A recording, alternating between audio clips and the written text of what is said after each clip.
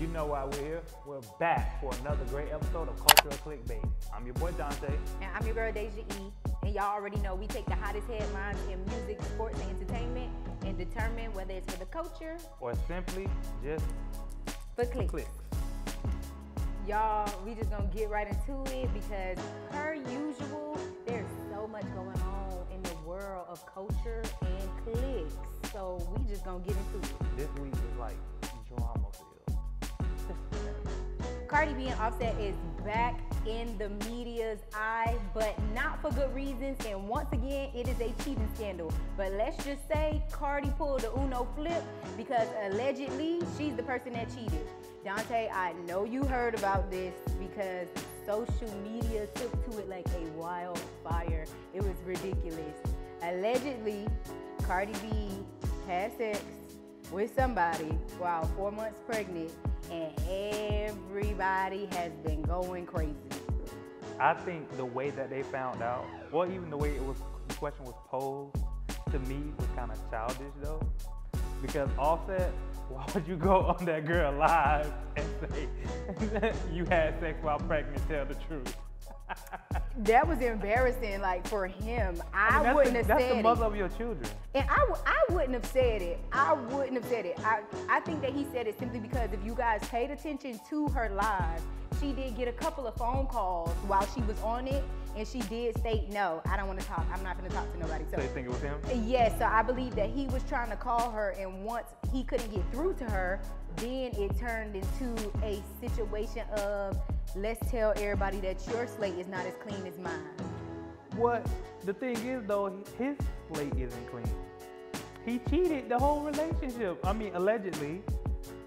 Is it alleged? Every pregnancy he cheated.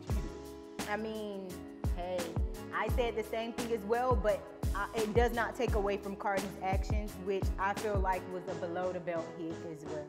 It's just not really cute. Because she had sex? Because she had sex while being pregnant. I don't think that is the way to go about things. I'm not here for the get back culture. I'm not a get back culture kind of person.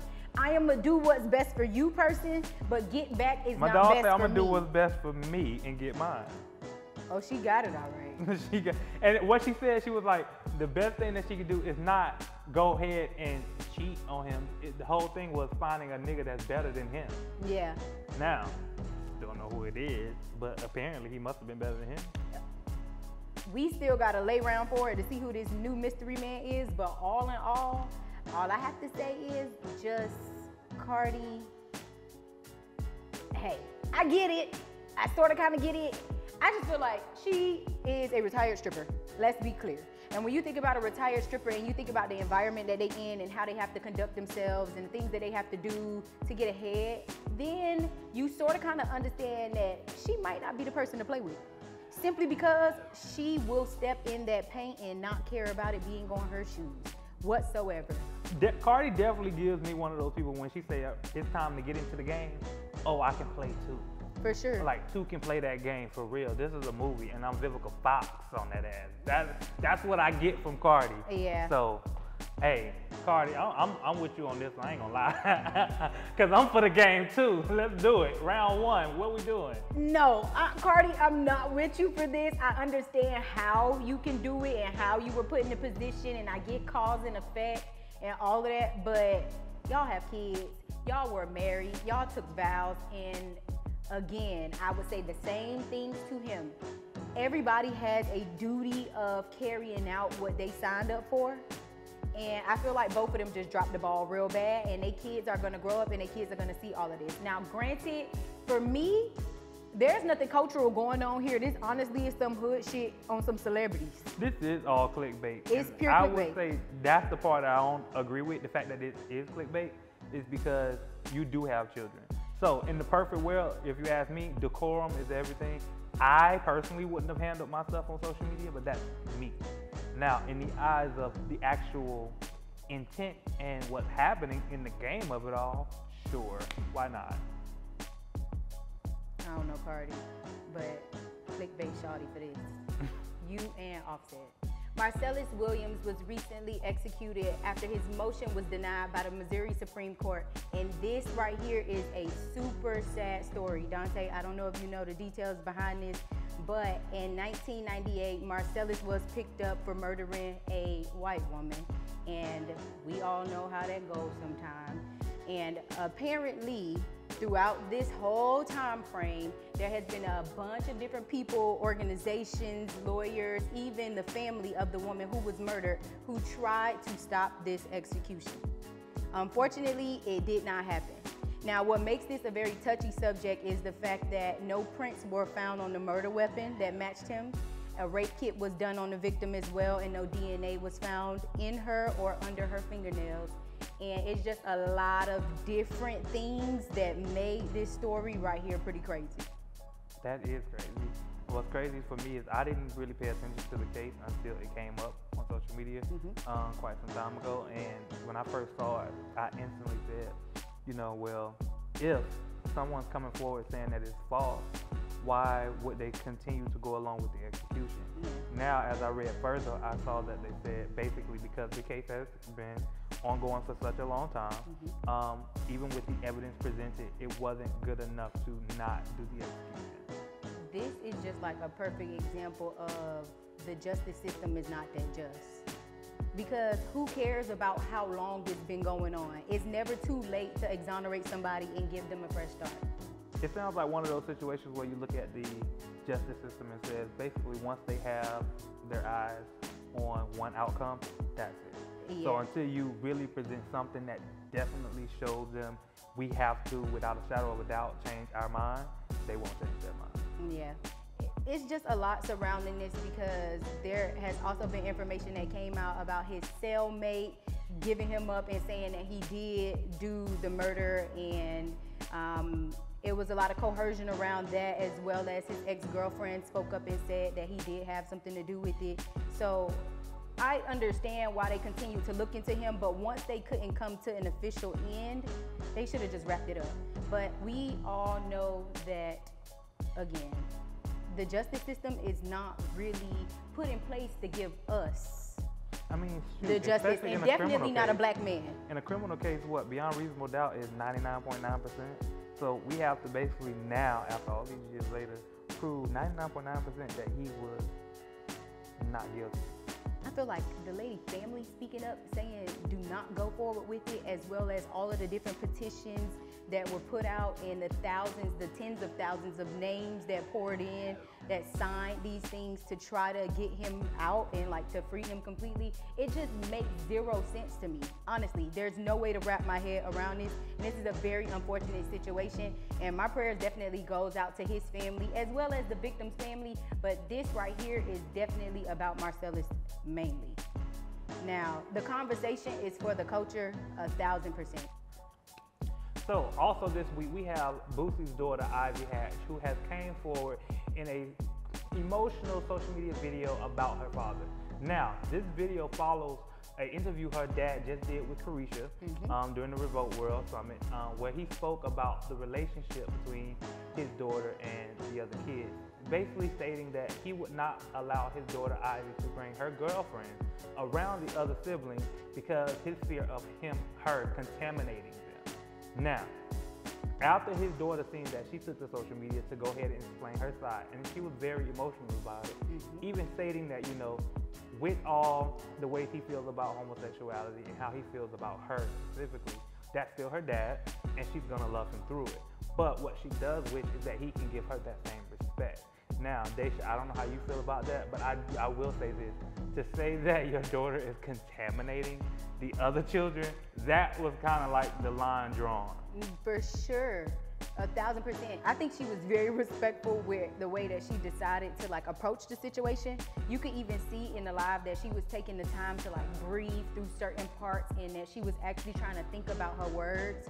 And let's be clear, Boosie has been speaking up and talking about her sexuality for the longest, and we haven't heard her say anything. And a valid point that she mentioned inside of this live was the fact that that's her father and she loves him and respects him. So she's not gonna come out to the public and do anything to bash him. But for him to go as far as saying that she is contaminating the other siblings or could possibly do that, is like a true slap in the face as like a daddy's girl. Right. And she stated that. I feel like it's not really that deep. Like at the end of the day, Boosie, you ain't the one that got to lay down with another girl and do it. I mean, granted, you do. But you don't have to be in the same-sex relationship is my point. So why does it matter, right? I feel like long as she's healthy, long as nobody's not abusing her, talking to her any kind of way, those are the things that as a parent and as a father that you should be concerned about. You could also just simply say that's our personal business, so we gonna move past that because my daughter not here and she don't got nothing to do with what we talking about. As simple as that. That's my point, because you sat on this podcast and talked about your daughter as if she was not your child.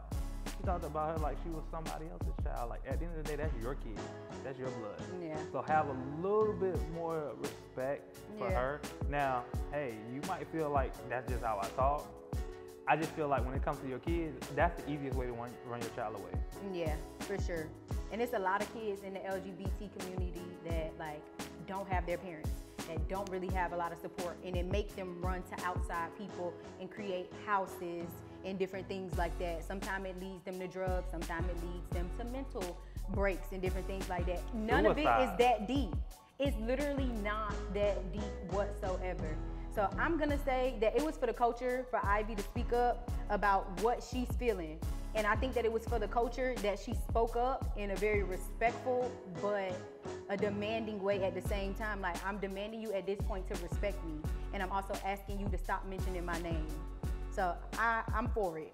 I think that was for the culture, and I like how you said that. It was like her demanding her dad in the most respectful way. Please stop speaking on my personal business. Yeah, respectfully find somebody else to play with. You spoke about me to the public, so I'm gonna go ahead and speak about you. Stop. For the culture. Justin Johnson was recently convicted for murdering young Dolph, and about time. About time we done wrap this up, honestly, because Dolph and his family deserve this justice. The man was just getting some cookies. Listen, the fact that this happened and all of this time we have been trying to figure out who really was behind this killing, and it took his brother to point it out and say he's the one who did it, is crazy. Now, to even go deeper into it, what's really crazy is the fact that according to court documents that was presented, this was a hit based on beef between the CMG and Paper Route labels. Now, Daysha, what does that tell you? That tells me that the people said Big Ju said he'll go 100K. Y'all boys go run that and we gonna divvy this up. You know what I'm saying? 40, 40, 20. Was that the math? 8? Yep, yeah. And this just didn't make any sense to me because it's one of those things where it's like, don't get me wrong, I understand from like a street stance, it's like, okay, I needed the money, whatever the case may be, but all of it is just a little too much for my liking. Now, another person who was in the midst of all of this was Mr. Cornelius, who also was part of this route. Now, Cornelius was the one that had the AK, and then we had Justin, who was the driver. It's just a lot going on with this story in general, but I'm not gonna lie, it's some real hood shit. If you ask me, it just sounds like some real hood shit, like music label gone hood shit, which we all know that is hood shit mixed up in record labels already. This is an episode of Power. For sure, in real life. Power to the streets, that's what this is, it's an episode of Power. Now, it's definitely for the culture that these men were convicted. Now, what's not for the culture is, again, another set of black men that was able to get lured in by dangling some money in front of them to make them throw away their lives. And that is just always a sad situation because it's like, dang, y'all ain't got no other ways to get no money. Everybody a rapper now. Y'all don't want to try being the next hood rapper? Anything. Like, you could have went into management. It's just so many different options at this point, but y'all want to be hitters. And I'm kind of sick of it because y'all taking good people away, you know what I'm saying? Like, he was a father, he was a husband, and though he may have been wrapped up in some hood shit as well, still, y'all were fathers. Y'all were somebody's son. Now y'all kids can't see y'all either or gotta see y'all behind bars. And it's just a sad situation across the board for all parties. All right, Daysha. So, in other news, let's talk music. We have a few new releases that have came out over this past week. And I'm not gonna lie to you, I actually feel some of these releases. One of the biggest ones that I feel the most is Rod Wave, but we're gonna get to Rod Wave because I want to talk deeper about that. Saweetie released her single, and Saweetie gave us these, you know, early 2000s Jill Scott vibes, walking down the New York highway. I'm not gonna lie, she killed it. She killed it. How did you feel about it? I feel like Saweetie is a very pretty girl. But I'm here for her sound, and I think that we can see like the progression, right? I feel like we can see that Saweetie decided to take a step back and get in her bag and decide to come back to the forefront with something that could probably try to compete with the girls, you know what I'm saying? And I don't mean that being shady or nothing at all. I think that my favorite part of this new song was the simple fact that she sampled Jill Scott. I also like her tone, but I think that her verses were good to me. So for me, I think the hook was better than the verses. Can't stand them. It wasn't that bad. It's just the hook to me. The hook was the draw in. That's the sample, Bookie. But no, she That's had not her, the hook. She was saying other stuff over there. But it was a part of the hook, and that's why I say that's what drew me in. It was, now the verse, she was just kind of, I like the spiciness in her verse, you know. Yeah, okay. And the video mostly is what did it for me with her transitions, and just the scenery in itself. Yeah.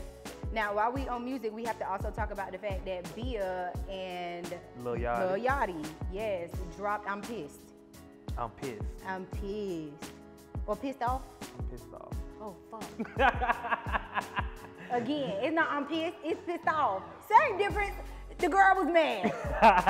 Somebody pissed her off. And we sort of kind of know who we it know was. who it is. Low-key.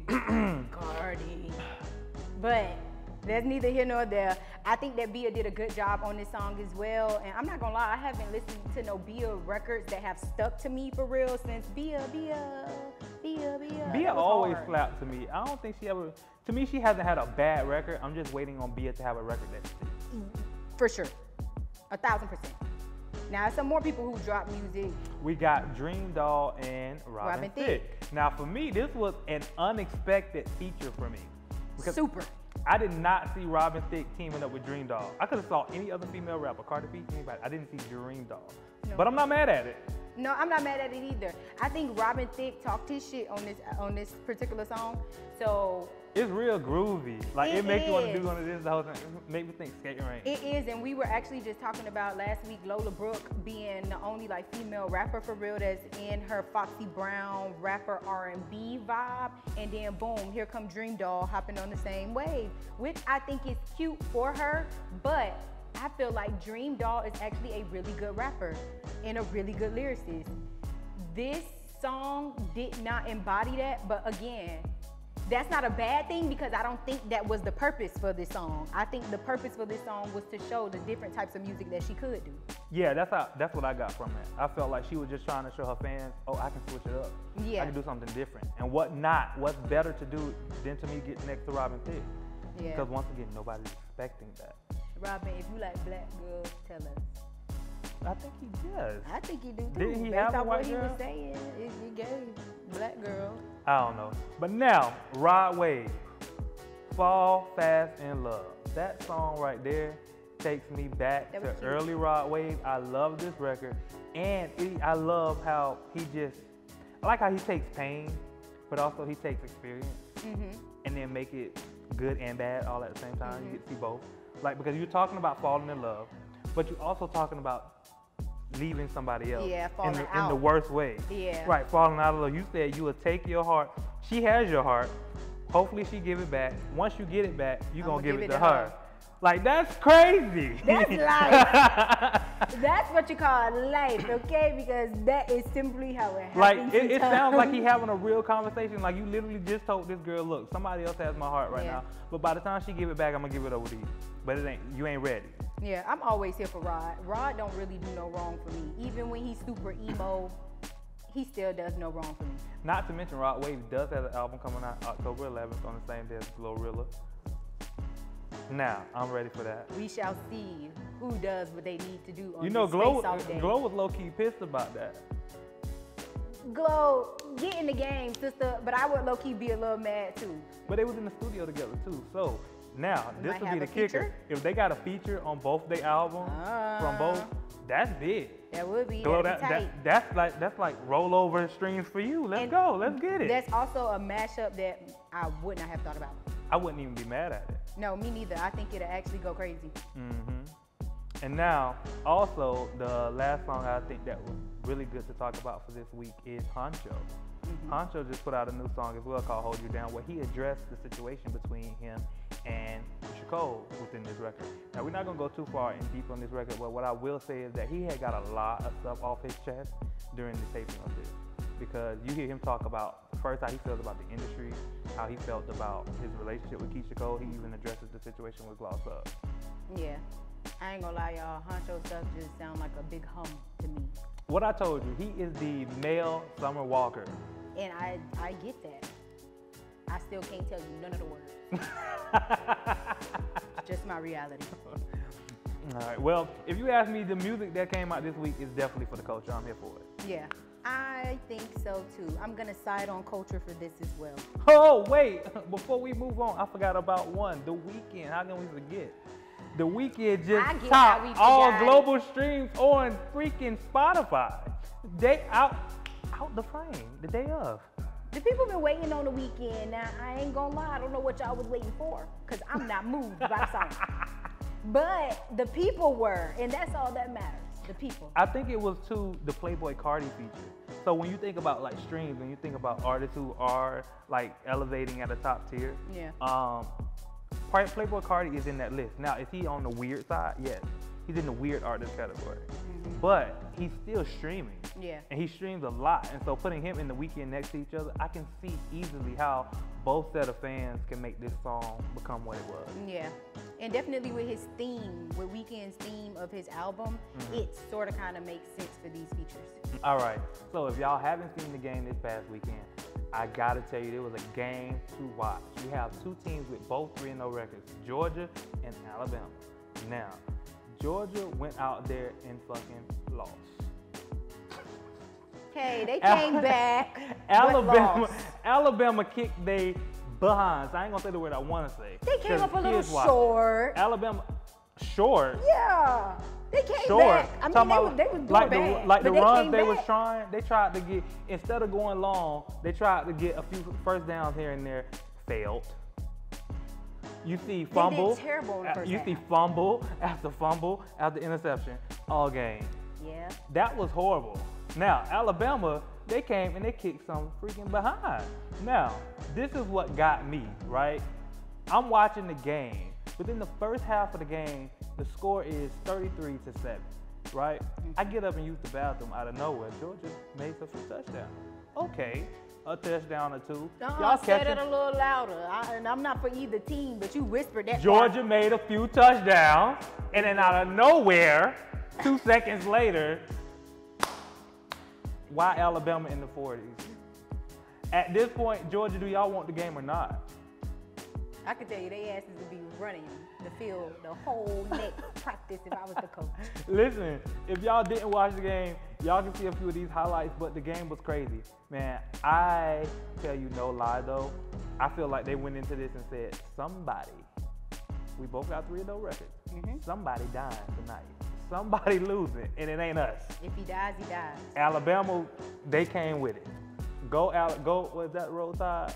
Go Roll Tide. And that's for the sports coach. This has been another great episode of Culture or Clickbait. And y'all already know, we take the hottest headlines in music, sports, and entertainment and determine whether it's for the culture or simply for clicks. Y'all come back and see us next week. Peace out.